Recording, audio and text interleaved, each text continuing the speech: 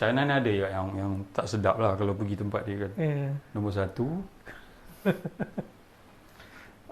toilet dia lah. Toilet dia. Walaupun negara makin maju, toilet dia memang kalau pergi dekat hotel memang okey lah. Tapi kalau toilet, public toilet, tak ada selera lah. Bau?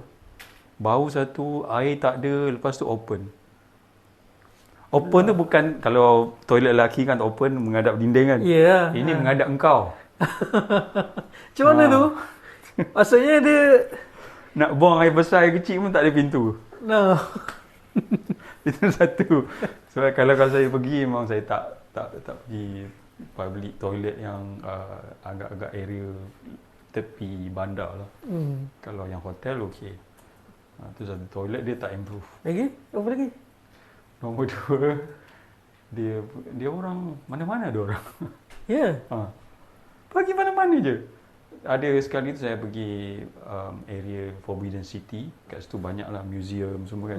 Nak pergi museum pun ingatkan, alah Malaysia museum kau nak pergi, kau tutup pintu dah boleh kan. Kosong je. Ini kena ambil nombor beratus punya panjang. Nombor tu kena beli sebelum tu. Dekat app dia. Dekat WeChat app lah, mini app. Lagi satu makanan dia. Kenapa? Makanan dia, yalah dia macam Korea lah. Makanan Yelah tak kena yang tekak kita kan. Dia tak ada rempah. Rempah dia apa? Minyak cili tu je.